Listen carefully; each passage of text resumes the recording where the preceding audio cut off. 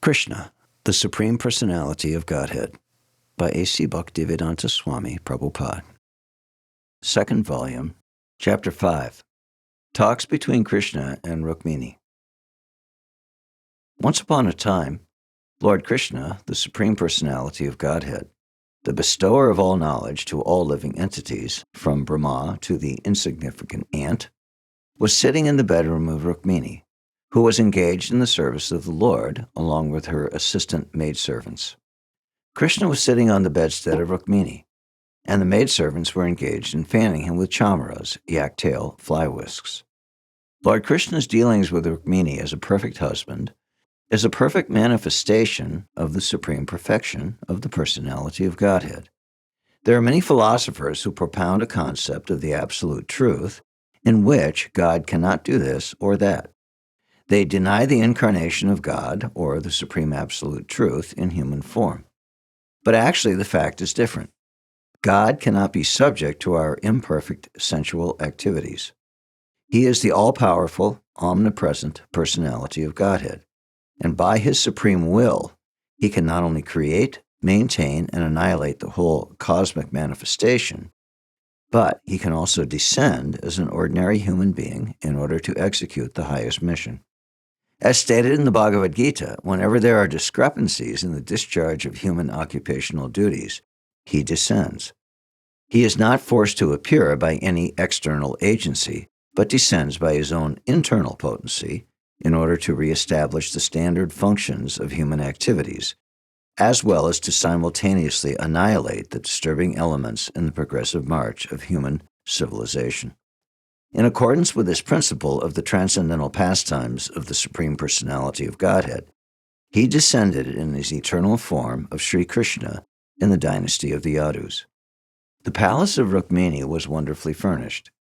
There were many canopies hanging on the ceiling with laces bedecked with pearl garlands, and the whole palace was illuminated by the effulgence of valuable jewels. There were many flower orchards of Bela and Chameli, which are considered to be the most fragrant flowers in India. There were many clusters of these plants, with blooming flowers enhancing the beauty of the palace. And because of the exquisite fragrance of the flowers, little groups of humming bees were gathered around the trees, and at night the pleasing moonshine glittered through the network of holes in the windows. There were many heavily flowered trees of parijata, and the mild wind stirred the flavor of the flowers all around. Within the walls of the palace there was incense burning, and the fragrant smoke was leaking out of the window shutters. Within the room there were mattresses covered with white bed sheets resembling the foam of milk. The bedding was as soft and white as milk foam. In this situation, Lord Sri Krishna was very comfortably sitting and enjoying the service of Rukmiṇī, assisted by her maidservants. Rukmiṇī was also very eager to get the opportunity of serving the Supreme Personality of Godhead as her husband. She therefore wanted to serve the Lord personally and took the handle of the chamara from the hand of the maidservant and began to move the fan. The handle of the chamara was made of gold, decorated and bedecked with valuable jewels, and it became more beautiful when it was taken by Rukmiṇī, because all of her fingers were beautifully set with jeweled rings. Her legs were decorated with ankle bells and jewels, which rang very softly between the pleats of her sari. Rukmiṇī's raised breasts were smeared with kumkum and saffron. Thus her beauty was enhanced by the reflection of the reddish color emanating from her covered breasts. The highly raised lower part of her buttocks was decorated with a jeweled lace girdle, and a locket of great effulgence hung on her neck. Above all, because she was engaged in the service of Lord Krishna, although at that time she was old enough to have grown-up sons, her beautiful body was beyond compare in the three worlds. When we take account of her beautiful face, it appears that the curling hair on her head, the beautiful earrings on her ears, her smiling mouth, and her necklace of gold all combined to shower rains of nectar. And it was definitely proved that Rukmiṇī was none other than the original goddess of fortune, who is always engaged in the service of the lotus feet of Narayan. The pastimes of Krishna and Rukmiṇī in Dwarka are accepted by great authorities as manifestations of those of Narayan and Lakshmi, which are of an exalted opulence. Pastimes of Radha and Krishna in Vrindavan are simple and rural, distinguished from the polished urban characteristics of those of Dwarka. The characteristics of Rukmiṇī were unusually bright, and Krishna was very much satisfied with her behavior. Krishna had experienced that when Rukmiṇī was offered a parijata flower by Narada Muni, Satyabhama had become envious of her co-wife and had immediately demanded a similar flower from Krishna. In fact, she could not be pacified until she was promised the whole tree. That was actually done by Krishna. The tree was brought down to the earth planet from the heavenly kingdom. After this episode, Krishna expected that because Satyabhama had been rewarded by a full tree of parijata, Rukmiṇī would also demand something. Rukmiṇī did not mention anything of the incident, however, for she was grave and simply satisfied in her service. Krishna wanted to see her a bit irritated, and therefore he schemed in order to see the beautiful face of Rukmiṇī in an irritated condition. Although Krishna had more than 16,100 wives, he used to behave with each of them with familial affection. He would create a particular situation between himself and his wife in which the wife would criticize him in the irritation of love, and Krishna would enjoy this. In this case, because Krishna could not find any fault with Rukmiṇī, for she was very great and always engaged in his service, he, smilingly, in great love, began to speak to her. Rukmiṇī was the daughter of King Bhishmaka, a powerful king. Thus, Krishna did not address her as Rukmiṇī. He addressed her this time as the princess. My dear princess, it is very surprising. Many great personalities in the royal order wanted to marry you. Although not all of them were kings, all possessed the opulence and riches of the kingly order. They were well-behaved, learned, famous among kings, beautiful in their bodily features and personal qualifications, liberal, very powerful in strength, and advanced in every respect. They were not unfit in any way, and over and above that, your father and your brother had no objection to such marriages. On the contrary, they gave their word of honor that you would be married with Shishupal. The marriage was sanctioned by your parents. Shishupal was a great king and was so lusty and mad after your beauty that if he had married you, I think he would have always remained with you, just like your faithful servant. In comparison to Shishupal, with his personal qualities, I am nothing. And you may personally realize it. I am surprised that you rejected the marriage with Shishupal and accepted me, who am inferior in comparison to Shishupal. I think myself completely unfit to be your husband because you are so beautiful, sober, grave, and exalted. May I inquire from you the reason that induced you to accept me? Now, of course, I can address you as my beautiful wife, but still I may inform you of my actual position, that I am inferior to all those princes who wanted to marry you. First of all, you may know that I was so much afraid of Jarasandha that I could not dare to live on the land, and thus I have constructed this house within the water of the sea. It is not my business to disclose this secret to others, but you must know that I am not very heroic. I am a coward, and am afraid of them. Still, I am not safe because all the great kings of the land are inimical to me. I have personally created this inimical feeling by fighting with them in many ways. Another fault is that although I am on the throne of Dwarka, I have no immediate claim. Although I got a kingdom by killing my maternal uncle Kamsa, the kingdom was to go to my grandfather, so actually I have no possession of a kingdom. Besides that, I have no fixed aim in life. People cannot understand me very well. What is the ultimate goal of my life? They know very well that I was a cowherd boy in Vrindavan. People expected that I would follow the footsteps of my foster father, Nanda Maharaj, and be faithful to Srimati Radharani and all her friends in the village of Vrindavan. But all of a sudden I left them. I wanted to become a famous prince. Still, I could not have any kingdom, nor could I rule as a prince. People are bewildered about my ultimate goal of life.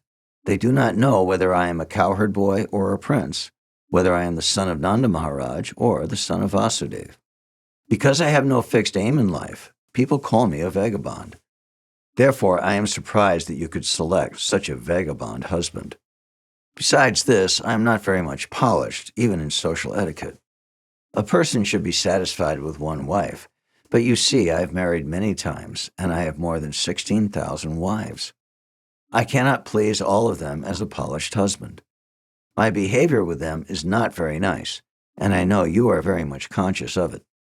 I sometimes create a situation with my wives which is not very happy. Because I was trained in a village in my childhood, I am not well acquainted with the etiquette of urban life. I do not know the way to please a wife with nice words and behavior. And from practical experience, it is found that any woman who follows my way or becomes attracted by me is ultimately left to cry for the rest of her life. In Vrindavan, many gopis were attracted to me, and now I have left them, and they are living, but they are simply crying for me in separation. I have heard from Mathura and Uddhava that since I left Vrindavan, all my cowherd boyfriends, the gopis and Radharani, and my foster father, Nanda Maharaj, are simply crying constantly for me. I have left Vrindavan for good and am now engaged with the queens in Dwarka, but I am not well behaved with any of you. So you can very easily understand that I have no steadiness of character. I am not a very reliable husband. The net result of being attracted to me is to acquire a life of bereavement only. My dear beautiful princess, you may also know that I am always penniless. Just after my birth, I was carried penniless to the house of Nanda Maharaj, and I was raised just like a cowherd boy. Although my foster father possessed many hundreds of thousands of cows, I was not proprietor of even one of them. I was simply entrusted to take care of them and tender them, but I was not the proprietor. Here also, I am not proprietor of anything, but am always penniless. There is no cause to lament for such a penniless condition. I possessed nothing in the past, so why should I lament that I do not possess anything at present? You may note also that my devotees are not very opulent persons. They also are very poor in worldly goods. Those who are very rich, possessing worldly wealth, are not interested in devotion to me or Krishna consciousness. On the contrary, when a person becomes penniless, whether by force or by circumstances, he may become interested in me if he gets the proper opportunity. Persons who are proud of their riches, even if they are offered association with my devotees, do not take advantage of consciousness of me. In other words, the poorer class of men may have some interest in me, but the richer class of men have no interest. I think, therefore, that your selection of me was not very intelligent. You appear to be very intelligent, trained by your father and brother, but ultimately you have made a great mistake in selecting your life's companion. But there is no harm. It is better late than never. You are at liberty to select a suitable husband who is actually an equal to you in opulence, family tradition, wealth, beauty, education, in all respects. Whatever mistakes you may have made may be forgotten.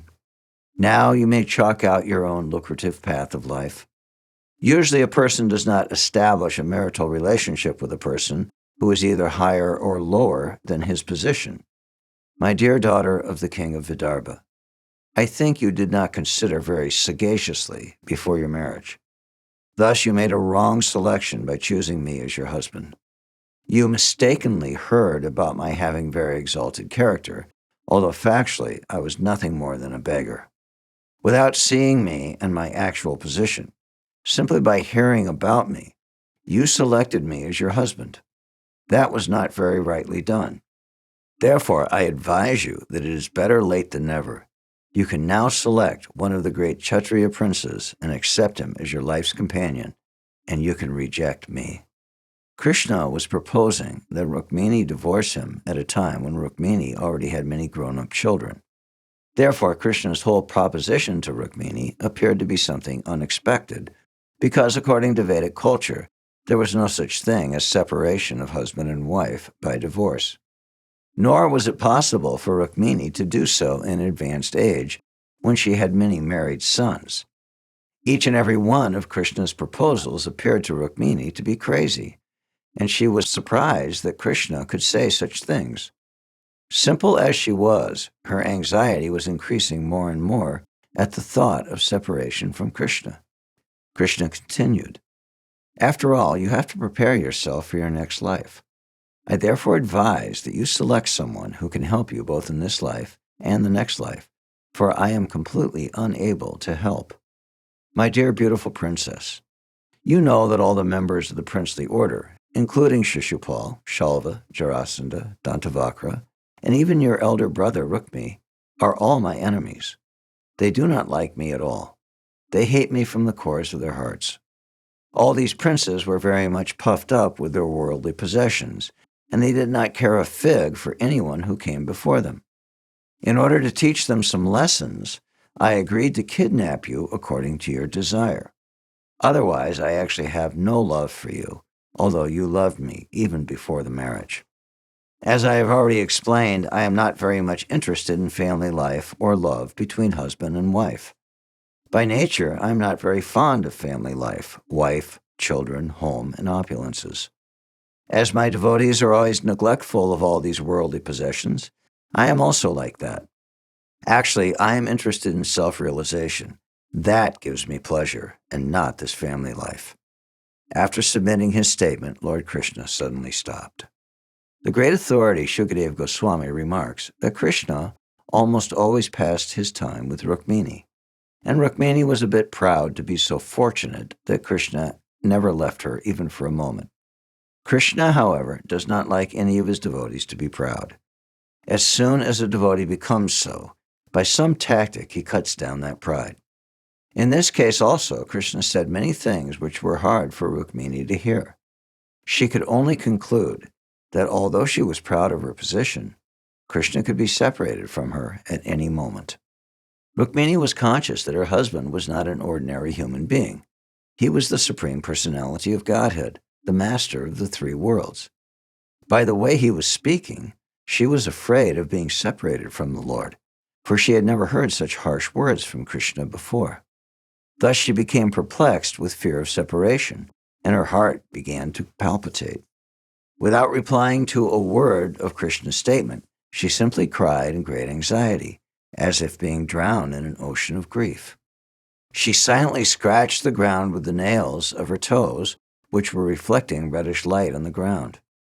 The tears from her eyes were pink, mixed with the black cosmetic ointment from her eyelids, and the waters were dropping down, washing the kumkum and saffron from her breasts. Choked up on account of great anxiety, unable to speak even a word, she kept her head downward and remained standing, just like a stick. Due to extremely painful fearfulness and lamentation, she lost all her reasoning powers and became so weak that immediately her body lost so much weight that the bangles on her wrists became slackened. The chamara rod with which she was serving Krishna immediately fell from her hand. Her brain and memory became puzzled, and she lost consciousness. The nicely combed hair on her head scattered here and there, and she fell down straight like a banana tree cut down by a whirlwind. Lord Krishna immediately realized that Rukmiṇī had not taken his words in a joking spirit. She had taken them very seriously, and in her extreme anxiety over immediate separation from him, she had fallen into this condition. Lord Sri Krishna is naturally very affectionate toward his devotees, and seeing Rukmiṇī's condition, his heart immediately became softened. At once, he became merciful to her. The relationship between Krishna and Rukmiṇī was as Lakshmi Narayan. Therefore, he appeared before her in his four-handed manifestation of Narayan. He got down from the bedstead, brought her up by her hands, and, placing his cooling hands on her face, smoothed the scattering hairs on her head. Lord Krishna dried the wet breast of Rukmiṇī with his hand. Understanding the seriousness of Rukmiṇī's love for him, he embraced her to his chest. The Supreme Personality is very expert in putting a thing reasonably for one's understanding, and thus he tried to retract all that he said before. He is the only resort for all the devotees, and so he knows very well how to satisfy his pure devotees. Krishna understood that Rukmiṇī could not follow the statements which he had made in a joking way. To counteract her confusion, he again began to speak as follows. My dear daughter of King Vidarbha, my dear Rukmiṇī, please do not misunderstand me. Don't be unkind unto me like this. I know you are sincerely and seriously attached to me. You are my eternal companion. The words which have affected you so much are not factual. I wanted to irritate you a bit, and I was expecting you to make counter answers to those joking words. Unfortunately, you have taken them seriously. I am very sorry for it. I expected that your red lips would tremble in anger on hearing my statement, and you would chastise me in many words. O perfection of love, I never expected that your condition would be like this. I expected that you would put your blinking eyes upon me in retaliation, and in that way I would be able to see your beautiful face in that angry mood. My dear beautiful wife, you know that we are householders. We are always busy in many household affairs, so we long for a time that we can enjoy some joking words between us. That is our ultimate game in household life. Actually, the householders work very hard day and night, but all fatigue of the day's labor becomes minimized as soon as they meet, husband and wife together, and enjoy life in many ways. Lord Krishna wanted to exhibit himself just as an ordinary householder who delights himself by exchanging joking words with his wife. He therefore repeatedly requested Rukmiṇī not to take those words very seriously. In this way, when Lord Krishna pacified Rukmiṇī by his sweet words, she could understand that what was formerly spoken by him was not actually meant, but was spoken to evoke some joking pleasure between themselves. She was therefore pacified by hearing the words of Krishna. Gradually, she was freed from all fearfulness of separation from him, and she began to look on his face very cheerfully with her naturally smiling face. She said, "My dear lotus-eyed Lord, your statement that we are not a fit combination is completely right. It is not possible for me to come to an equal level with you because you are the reservoir of all qualities, the unlimited Supreme Personality of Godhead. How can I be a fit match for you? There is no possibility of comparison with you, who are the master of all greatness, controller of the three qualities, and object of worship for great demigods like Brahma and Lord Shiva. As far as I am concerned, I am a production of the three modes of material nature. The three modes of material nature are impediments towards the progressive advancement of devotional service. When and where can I be a fit match for you? My dear husband, you have rightly said also that, being afraid of the kings, you have taken shelter in the water of the sea. But who is the king of this material world? I do not think that the so-called royal families are kings of the material world. The kings of the material world are the three modes of material nature. They are actually the controllers of this material world. You are situated in the core of everyone's heart, where you remain completely aloof from the touch of the three modes of material nature, and there is no doubt about it. You say you always maintain enmity with the worldly kings, but who are the worldly kings?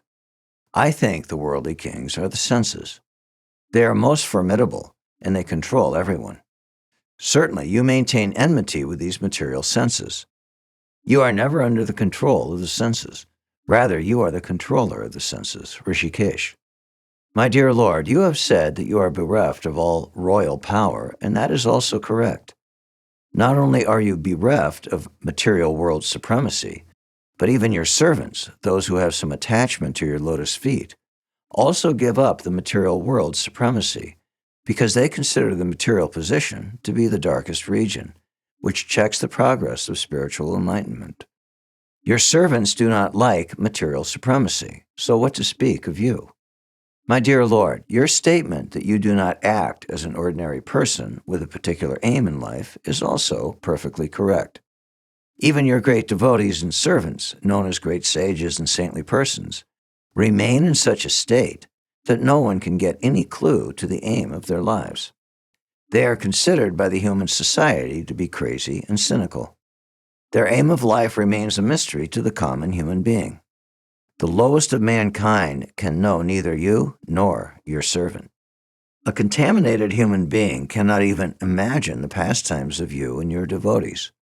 O Unlimited One, when the activities and endeavors of your devotees remain a mystery to the common human being, how can they understand your motive and endeavor? All kinds of energies and opulences are engaged in your service, but still they are resting at your shelter. You have described yourself as penniless, but this condition is not poverty. Since there is nothing in existence but yourself, you do not require to possess anything. You yourself are everything. Unlike others, you do not require to purchase anything extraneously. With you, all contrary things can be adjusted because you are absolute. You do not possess anything, but no one is richer than you. In the material world, no one can be rich without possessing. Since your lordship is absolute, you can adjust the contradiction of possessing nothing, but at the same time being the richest. In the Vedas, it is stated that although you have no material hands and legs, you accept everything which is offered in devotion by the devotees.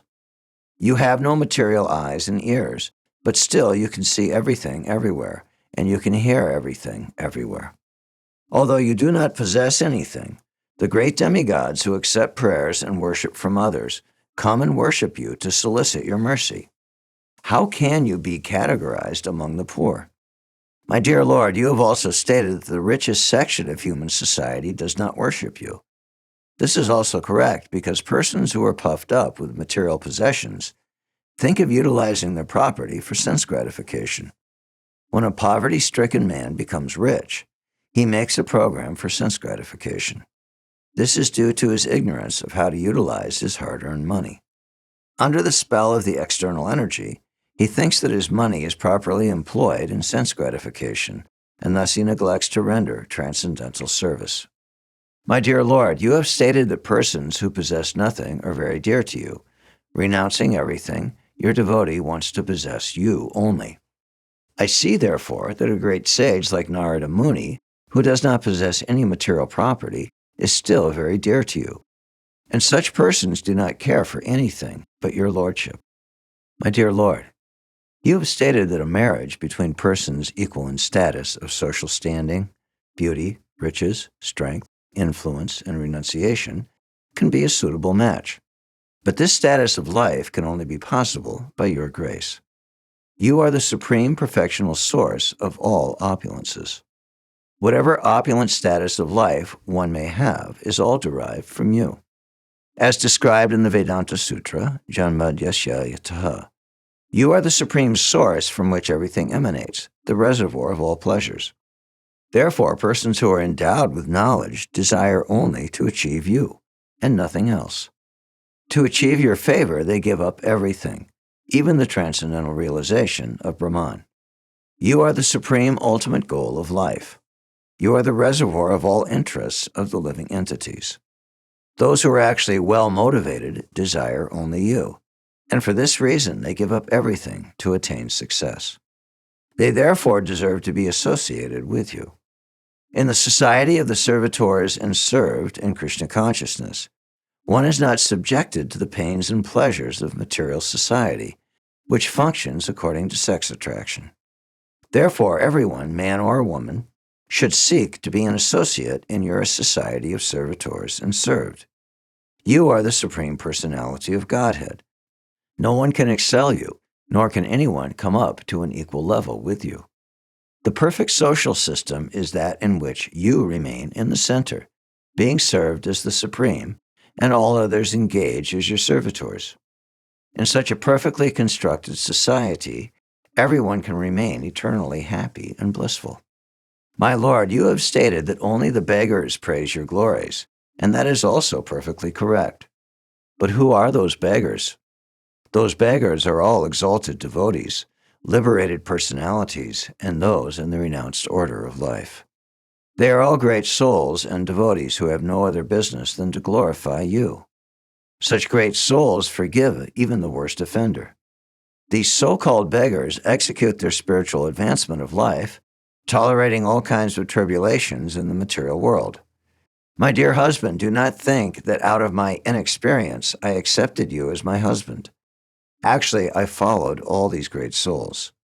I followed the path of these great beggars and decided to surrender my life unto your lotus feet. You have said that you are penniless, and that is correct. You distribute yourself completely to these great souls and devotees. Knowing this fact perfectly well, I rejected even such great personalities like Lord Brahma and King Indra. My Lord, the great time factor acts under your direction only. The time factor is so great and powerful that within moments it can effect devastation anywhere within the creation. Considering all these factors, I thought Jarasandha, Shishupal, and similar other princes who wanted to marry me to be no more important than ordinary insects. My dear, all-powerful son of Vāsadeva, your statement that you have taken shelter within the water of the ocean, being afraid of all the great princes, is quite suitable. But my experience with you contradicts this. I have actually seen that you kidnapped me forcibly in the presence of all these princes. At the time of my marriage ceremony, simply by giving a jerk to the string of your bow, you very easily drove the others away and kindly gave me shelter at your lotus feet. I still remember vividly that you kidnapped me in the same way as a lion forcibly takes his share of hunted booty, driving away all other small animals within the twinkling of an eye. My dear lotus-eyed Lord, I cannot understand your statement that women and other persons who have taken shelter under your lotus feet pass their days only in bereavement. From the history of the world, we can see that princes like Anga, Prithu, Bharat, Yayati, and Gaya were all great emperors of the world, and there were no competitors to their exalted positions. But in order to achieve the favor of your lotus feet, they renounced their exalted positions and entered into the forest to practice penances and austerities. When they voluntarily accepted such a position, accepting your lotus feet as all in all, does it mean that they were in lamentation and bereavement? My dear Lord, you have advised me that I can still select another from the princely order and divorce myself of your companionship. But my dear Lord, it is perfectly well known to me that you are the reservoir of all good qualities. Great saintly persons like Narada Muni are always engaged simply in glorifying your transcendental characteristics. If someone simply takes shelter of such a saintly person, he immediately becomes freed from all material contamination. And by coming in direct contact with your service, the goddess of fortune agrees to bestow all her blessings. Under the circumstances, what woman who once has heard of your glories from authoritative sources and somehow or other has tasted the nectarian flavor of your lotus feet can be foolish enough to agree to marry someone of this material world who is always afraid of death, disease, old age, and rebirth? I have therefore accepted your lotus feet, not without consideration, but after mature and deliberate decision. My dear Lord, you are the master of the three worlds. You can fulfill all the desires of all your devotees in this world and the next, because you are the supreme soul of everyone. I have therefore selected you as my husband, considering you to be the only fit personality. You may throw me in any species of life according to the reaction of my fruitive activities, and I haven't the least concern for this. My only ambition is that I may always remain fast to your lotus feet, because you can deliver your devotees from illusory material existence and are always prepared to distribute yourself to your devotees. My dear Lord, you have advised me to select one of the princes, such as Shishupal, Jarasandha, or Dantavakra. But what is their position in this world? They are always engaged in hard labor to maintain their household life, just like the bulls working hard day and night with the oil-pressing machine. They are compared to asses, beasts of burden. They are always dishonored like the dogs, and they are miserly like the cats. They have sold themselves like slaves to their wives. Any unfortunate woman who has never heard of your glories may accept such a man as her husband, but a woman who has learned about you, that you are praised not only in this world, but in the halls of the great demigods like Lord Brahma and Lord Shiva, will not accept anyone besides yourself as her husband. A man within this material world is just a dead body. In fact, superficially, the living entity is covered by this body, which is nothing but a bag of skin decorated with beards and mustaches, hairs on the body, nails on the fingers, and hairs on the head.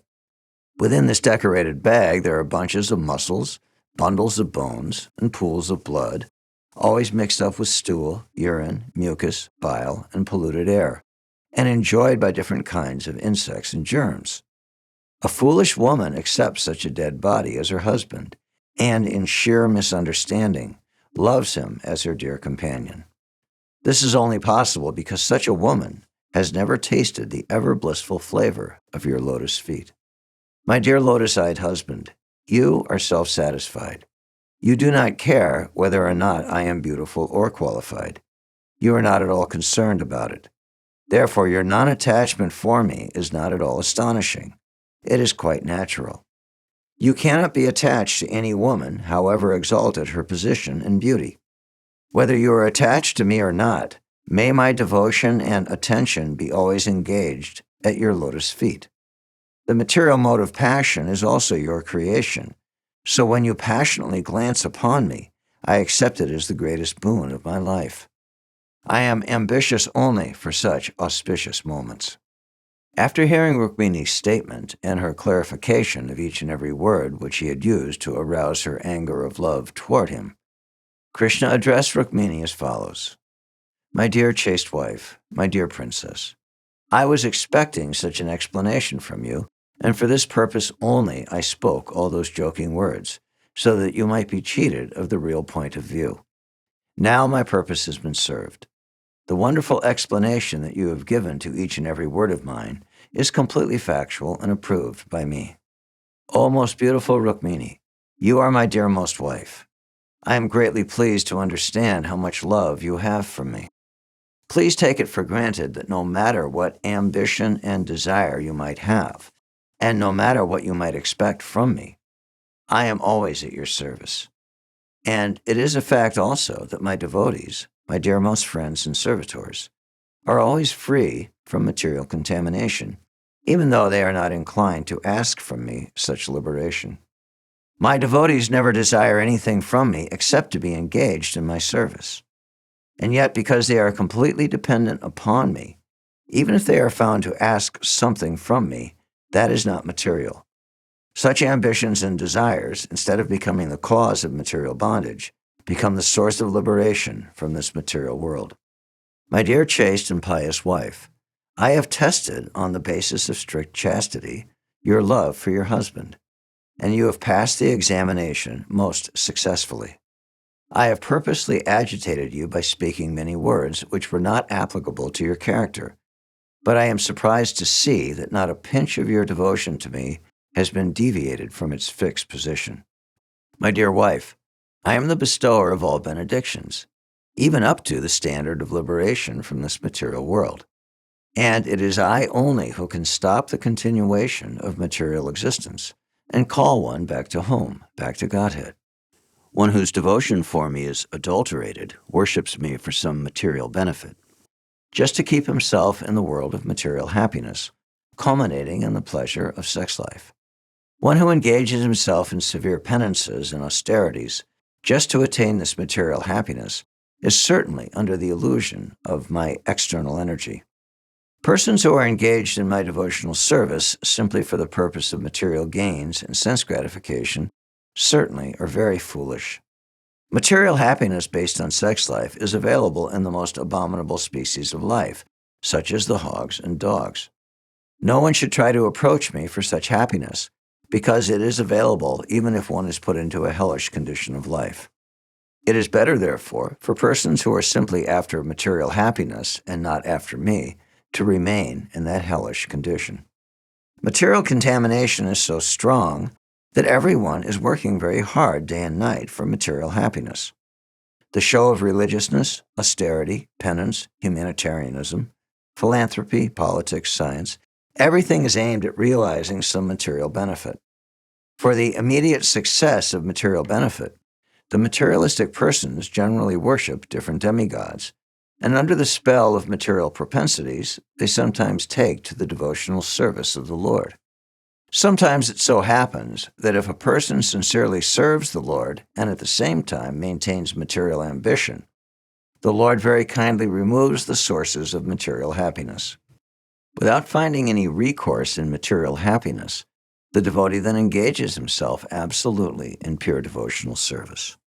Lord Krishna continued, My dear best of the queens, it is clearly understood by me that you have no material ambition. Your only purpose is to serve me, and you have long been engaged in unalloyed service. Exemplary, unalloyed devotional service not only can bestow upon the devotee liberation from this material world, but it also promotes him to the spiritual world for being eternally engaged in my service. Persons who are too addicted to material happiness cannot render such service. Women whose hearts are polluted and full of material desires devise various means of sense gratification while outwardly showing themselves to be great devotees. My dear honored wife, although I have thousands of wives, I do not think that any one of them can love me more than you. The practical proof of your extraordinary position is that you had never seen me before your marriage. You had simply heard about me from a third person, and still your faith in me was so fixed that even in the presence of many qualified, rich, and beautiful men of the royal order, you did not select any one of them as your husband, but insisted on having me. You neglected all the princes present, and very politely you sent me a confidential letter inviting me to kidnap you. While I was kidnapping you, your elder brother Rukmiṇī violently protested and fought with me. As a result of the fight, I defeated him mercilessly and disfigured his body. At the time of Aniruddha's marriage, when we were all engaged in playing chess, there was another fight with your brother Rukmiṇī on a controversial verbal point, and my elder brother Balaram finally killed him. I was surprised to see that you did not utter even a word of protest over this incident. Because of your great anxiety that you might be separated from me, you suffered all the consequences without speaking even a word. As the result of this great silence, my dear wife, you have purchased me for all time. I have become eternally under your control. You sent your messenger to me, inviting me to kidnap you, and when you found that there was a little delay in my arriving on the spot, you began to see the whole world as vacant. At that time, you concluded that your beautiful body was not fit to be touched by anyone else. Therefore, thinking that I was not coming, you decided to commit suicide and immediately end that body. My dear Rukmiṇī, such great and exalted love for me will always remain within my soul. As far as I am concerned, it is not within my power to repay you for your unalloyed devotion to me. The Supreme Personality of Godhead, Krishna, certainly has no business being anyone's husband or son or father, because everything belongs to him and everyone is under his control. He does not require anyone's help for his satisfaction.